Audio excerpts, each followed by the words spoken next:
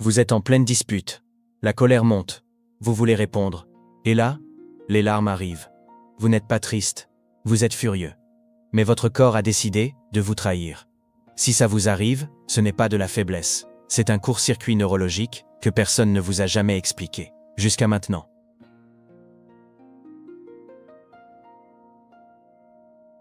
Pour comprendre pourquoi vous pleurez de rage, il faut comprendre comment votre cerveau traite les émotions. Spoiler, il n'est pas aussi sophistiqué qu'on le croit.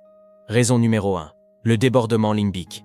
Votre système limbique, la partie primitive de votre cerveau, gère toutes vos émotions intenses. Colère, tristesse, peur, frustration. Le problème, il a une capacité limitée. Quand vous êtes en colère, il ne s'agit jamais que de colère. Il y a la frustration de ne pas être compris, la blessure derrière l'offense, le stress accumulé.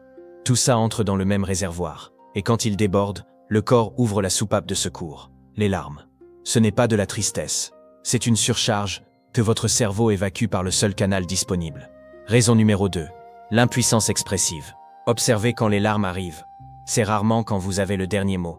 C'est quand vous êtes interrompu, quand on vous parle par-dessus, quand vous cherchez vos mots et qu'ils ne viennent pas. La colère a besoin d'une sortie. Si la sortie verbale est bloquée, le corps trouve une alternative. Les larmes ne disent pas « je suis triste ». Elles disent « je n'arrive pas à me faire entendre ».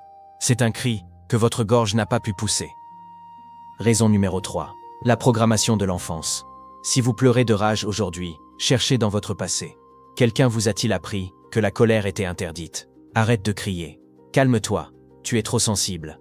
Quand un enfant apprend que sa colère n'est pas acceptable, son cerveau crée une déviation. La colère devient honte. La honte déclenche les larmes. Des années plus tard, vous êtes un adulte qui pleure en réunion, sans comprendre pourquoi.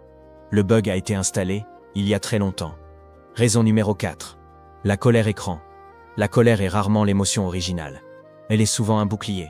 Vous êtes en colère parce qu'on vous a trahi. Derrière, la blessure de la trahison. En colère parce qu'on vous a ignoré. Derrière, la peur de ne pas compter. Les larmes ne viennent pas de la colère. Elles viennent de ce que la colère essaie de cacher.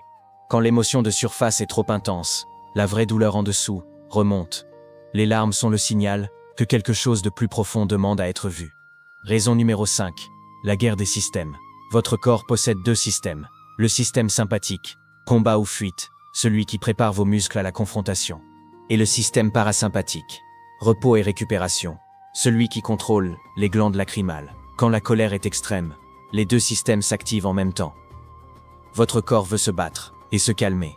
Simultanément, les larmes sont le résultat de cette guerre interne. Un signal parasympathique au milieu d'une tempête sympathique. Raison numéro 6. Le câblage haute sensibilité. Certains cerveaux sont câblés différemment.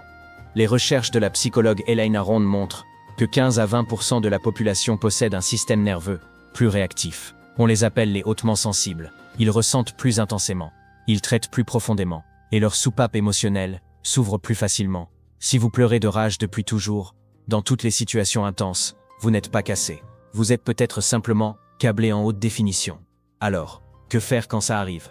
Première étape. Reconnaître. Dites-vous, je ne suis pas triste, je suis submergé. Nommer le mécanisme réduit sa puissance. Deuxième étape. Respirer, lentement, par le ventre. Ceci active le système parasympathique et réduit la guerre interne. Troisième étape. Nommer l'émotion primaire. Pas je suis en colère, mais je suis blessé parce que je me sens ignoré. Quatrième étape. Si les larmes arrivent, demandez une pause. J'ai besoin de 2 minutes. Ce n'est pas fuir, c'est stratégique. Une dernière chose, cessez de voir ces larmes comme une faiblesse.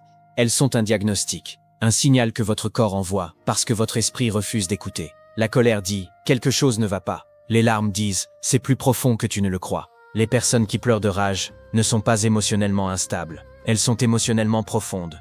Votre corps ne vous trahit pas, il essaie de vous parler, dans un langage que personne ne vous a appris à traduire. Maintenant vous savez, les larmes de rage ne sont pas un bug, elles sont une fonctionnalité d'un système émotionnel complexe.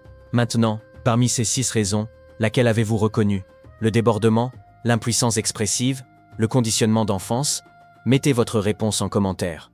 Et si vous connaissez quelqu'un qui se déteste chaque fois que ça lui arrive, envoyez-lui cette vidéo. C'est peut-être la première fois qu'on lui dit que c'est normal.